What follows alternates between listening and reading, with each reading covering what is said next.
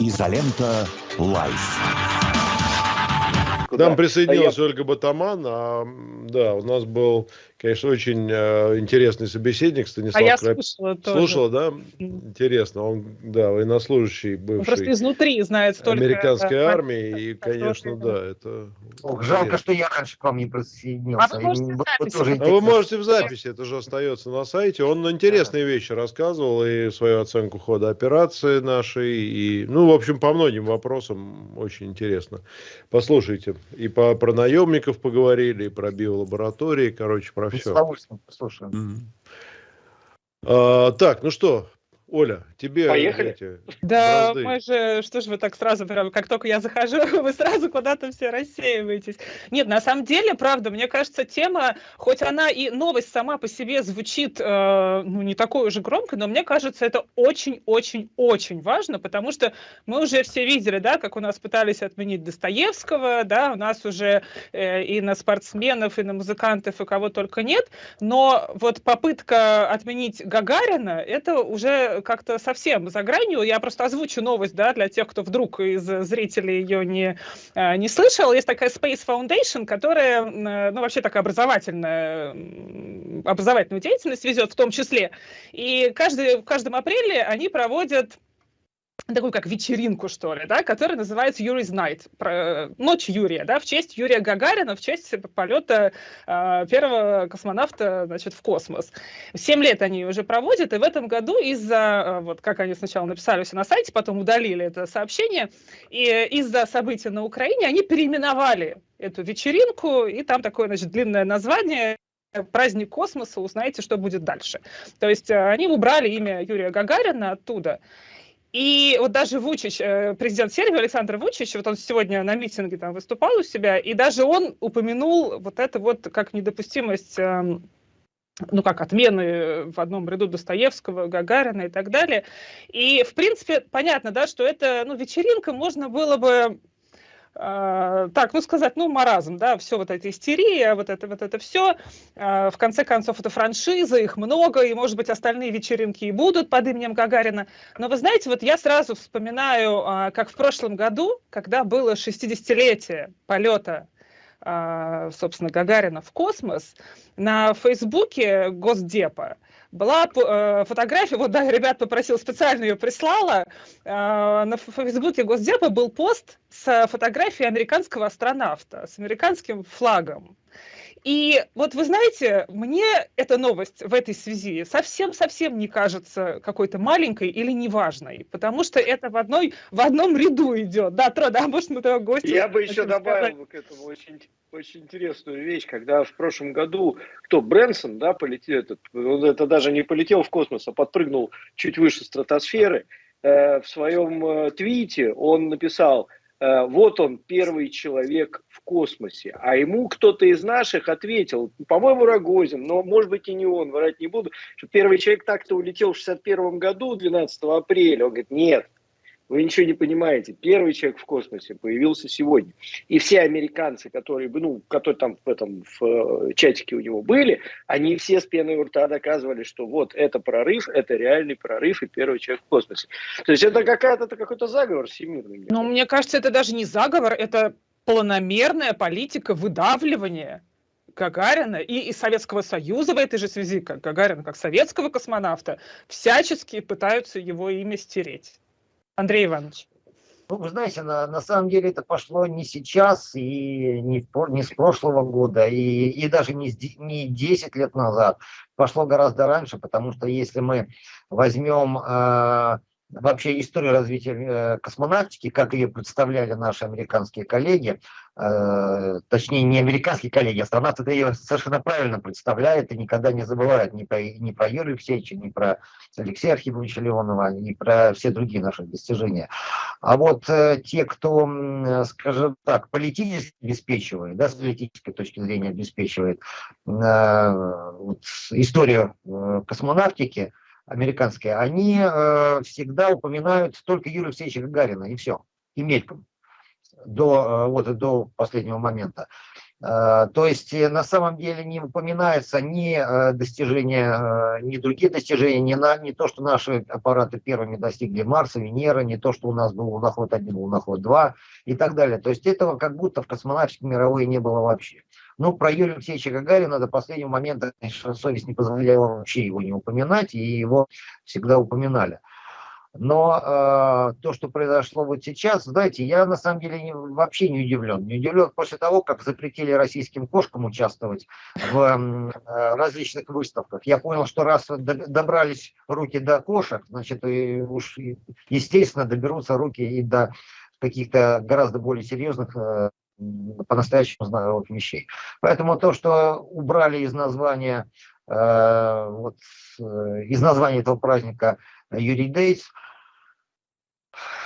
ну, понимаете, наши дипломаты любят использовать такое выражение: нам печально или к сожалению. Да? Мне не печально, не к сожалению, я просто понимаю, что, наверное, у нас дошло дело до крайней точки маразма и до крайней точки уже попытки отрицания всего, что связано с нашей страной. Вообще всего, да, начиная от Алексеевича Гагарина, заканчивая неясными кошками. Вот, поэтому, ну, как говорится, по нашей поговорке, маразм крепчал. Слушайте, по поводу...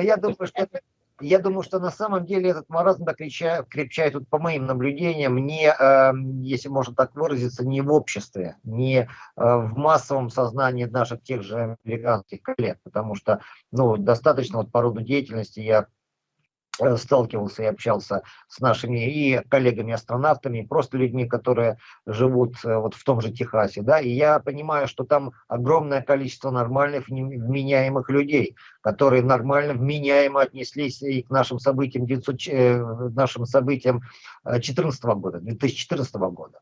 Такое количество поддержки вот нашего решения о возвращении Крыма домой, в родную гавань, в нашу страну, я, честно говоря, нигде в средствах массовой информации американских не встречал. А вот среди людей, которые просто обыкновенных людей, которые и связаны с космосом, и не связаны с космосом, но живут в той же Америке, в том же Техасе, я встречал очень-очень много. Поэтому я уверен, что тот информационное поле, которое пытаются нам представить официальные и не очень официальные средства массовой информации, оно довольно сильно отличается от реальностей той же самой американской, я уверен, и европейской жизни тоже.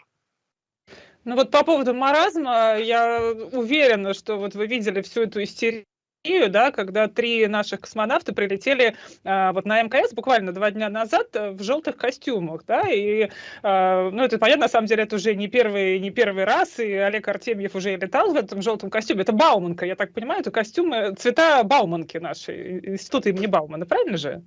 Слушайте, я вчера на футбол ходил, так там футбольный клуб Ростов вышел в желтом. Вы представляете, какой ужас? И у них так... тоже цвета желто-синие. И там теперь... просто такая истерия началась. Никто не заметил.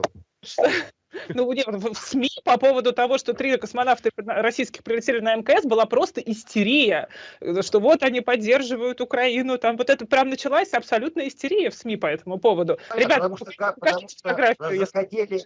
Захотели увидеть то, что хотели увидеть, совершенно не понимая и не покопавшись вообще в истории этого вопроса. История этого вопроса, вообще всех этих вопросов, связанных с одеждой, такова, что форма одежды, которая используется космонавтами на орбите, значит, она готовится от полугода до полета, до года до полета, то есть вот в этот промежуток. То есть давным-давно вот эти где-то в сентябре, октябре месяце уже весь комплект одежды был уже наверху. Уже был на Международной космической станции. А если и не был, допустим, что-то все-таки экипаж возит с собой, то все равно он уже был пошит по индивидуальным меркам и готов еще практически за полгода до старта. Поэтому здесь говорить о том, что вот экипаж что-то привез с собой, значит, чтобы что-то там продемонстрировать и выразить, ну вот это опять же относится к тому же самому понятию маразм. Просто очень захотелось найти какой-то инфоповод, вот естественно его нашли. Также, наверное, как могли бы найти, да, вот по поводу того, что Ростов вышел в цветах желтых. желтое, я не знаю, какой еще, я не футбольный болельщик, поэтому не знаю, что еще. Ну, Какие там у них команды. вообще желто-синие цвета, но трусы были черные подозрительно. Вот не знаю, может быть, они... Слушайте, а вот еще столько вообще баек всяких ходят про космос. Ну, во-первых, были публикации по поводу того, что на МКС, значит, российские космонавты не заберут обратно с собой американцы теперь. Вот, да, его там оставят. Вот. Это очень смешно было, правда. Ну, да, это было очень смешно. Но Пешком это дойдешь. Коварные русские придумали месть, да? Не взять своего коллегу, поставить его в наказание наверху, пусть летает дальше. Ну, вот что могу сказать? Я могу сказать, опять же, что у нас, к сожалению, и уж особенно за рубежом, у нас огромное количество специалистов по космосу развелось. Вот как возникает инфоповод какой-то, сразу же у нас огромное количество возникает специалистов по космосу. Сначала те же самые люди были вирусологами знатными, потом они становились там специалистами, экспертами по спорту, когда Олимпиада началась, а сейчас вот внезапно снова стали экспертами по космонавтике. Ну, что можно сказать по этому поводу? Дилетантство, оно и есть дилетантство в любой отрасли, в любом деле, которое существует на Земле. Это люди, которые, наверное, относятся к этому избитой категории диванных экспертов, которые, строго говоря, кроме своего компьютера, по большому счету, наверное, больше ничего не знают и не представляют. Вот. Ну, слова-то, наверное, знают, слова знакомые, и буквы тоже, а вот как-то в общий смысл складывать, наверное, и выражать свои мысли, а главное, давать правдивую информацию, ну, у них как-то не получается. Андрей Иванович, на самом деле у нас, я помню, с Петром тут был как раз разговор, мы, помнишь, начинали обсуждать, что вот на МКС будет, если, ну вот, реальная война, да, вот между государствами начинается война, и на орбите находятся граждане, допустим, этих государств, да, или, ну, то есть какая-то вот такая чрезвычайная ситуация, то есть сейчас на МКС 10 человек, да, насколько я понимаю, 4 американца, немец и 5 россиян, вот так получается, да? Есть какой-то протокол? Да, отношения, мягко говоря, не очень у России с Германией и с США. А мемы ходят по этому поводу всякие такие, да, что, значит, там все стенка на стенку, там все. То есть есть какой-то протокол действий вот в этих ситуациях, потому что там же люди в замкнутом пространстве, и там функционал еще очень так хитро распределен, то есть они не могут изолированно выполнять что-то одно. У нас есть такой документ, называется «Кодекс поведения космонавта, в скобках астронавта на Международной космической станции». И там очень четко прописано, что мы должны всячески избегать ситуаций, которые будут осложнять психологический климат на борту Международной космической станции. Вот, наверное, этим, собственно говоря, все и сказано. У нас там прописаны темы, от которых, обсуждение которых мы должны воздерживаться на борту в нашем темы даже прописаны? В общем, коллективе. В том числе на темы, например, это темы политики, темы религии, значит, и каких-то других специфических вопросов, которые могут быть или являются такими эмоционально нагруженными для тех или иных членов экипажа. Поэтому мы этого кодекса обязательно придерживаемся, и поэтому, наверное, в том числе поэтому в самые сложные международные времена у нас на борту всегда сохранялась нормальная психологическая подготовка, нормальный психологический климат. Вот. Поэтому, знаете, я сам, если уж говорить так об этом, на эту тему поподробнее, во время второго полета в 2017 году мы как раз наверху были, когда избирался новый президент американский, да, там, и вот я зная, кому отдают предпочтение часть наших коллег американских, я не позволял себе подначивать по поводу того, кто идет впереди и там кто больше набрал очков, потому что понимал, что и не только и мои коллеги понимали, что это никак не придаст какой-то психологической устойчивости климату на борту станции. Поэтому и астронавты, и космонавты, вот насколько мне известно, соблюдают этот кодекс, хотя он не является юридически обязывающим, но тем не менее мы стараемся это дело соблюдать. Да, на самом деле мы соблюдаем не только этот кодекс, мы соблюдаем вообще, стараемся действовать наверху, исходя из здравого смысла. Да? То есть, если есть у кого-то из членов экипажа какая-то больная мозоль, любимая мозоль, я не знаю, там домашнее животное, кошка, например, да, мы уж точно эту тему не будем затрагивать или как-то обсуждать то, что может доставить человеку, нашему коллеге, какой-то психологический дискомфорт.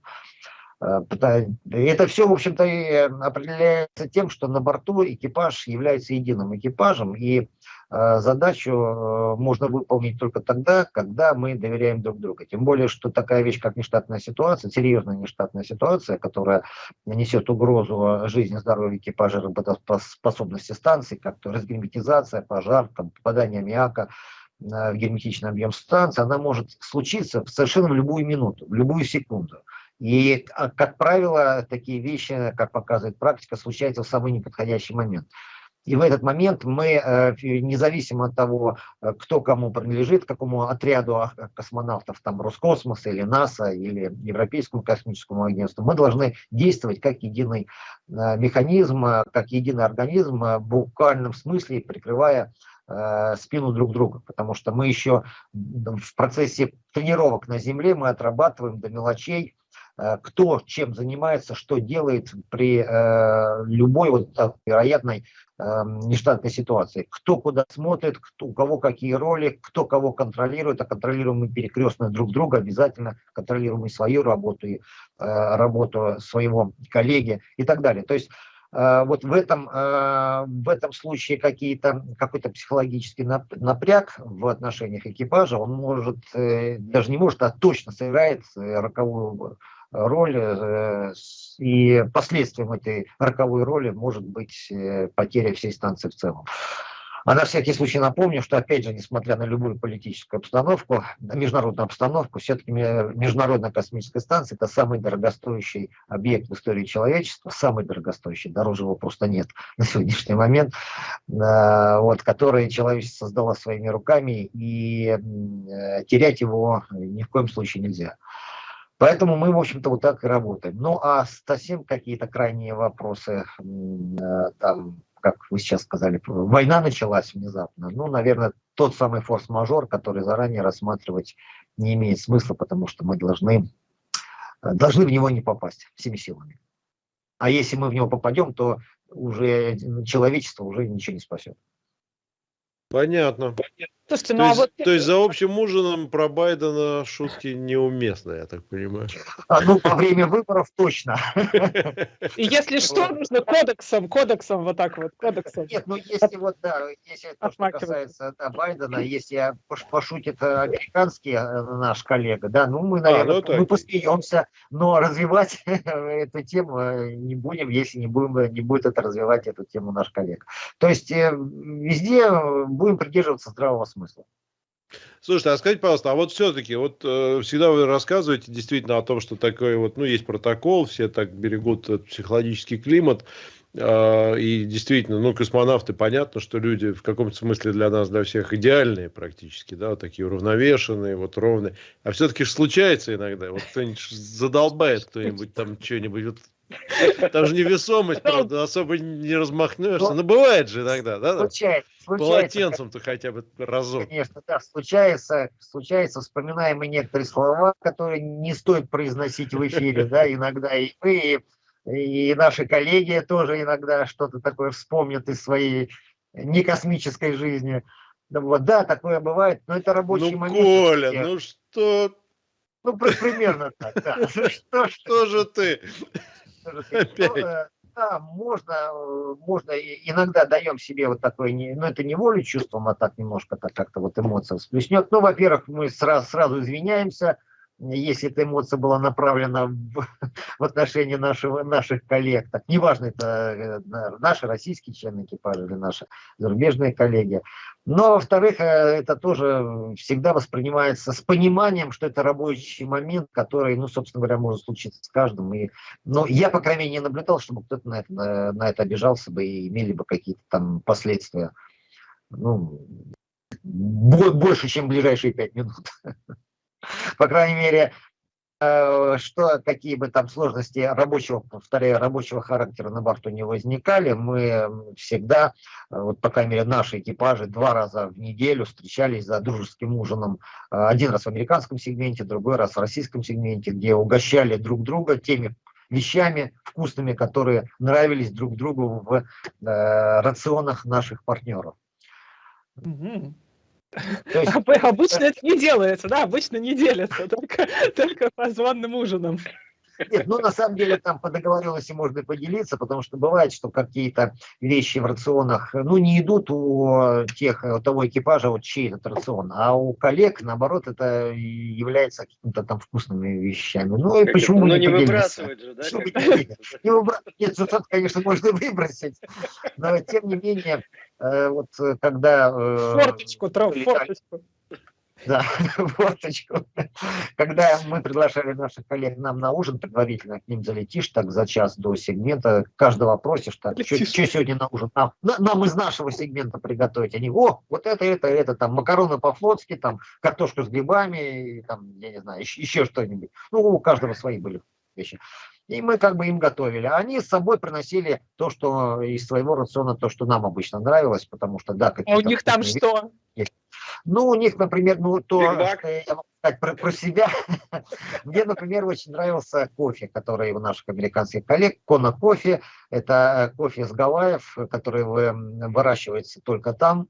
И вот, на мой взгляд, он очень, ну, по крайней мере, мне очень нравился по своим вкусовым качествам. И я очень любил у них брать мясо, как сейчас помню, мясо в соусе барбекю.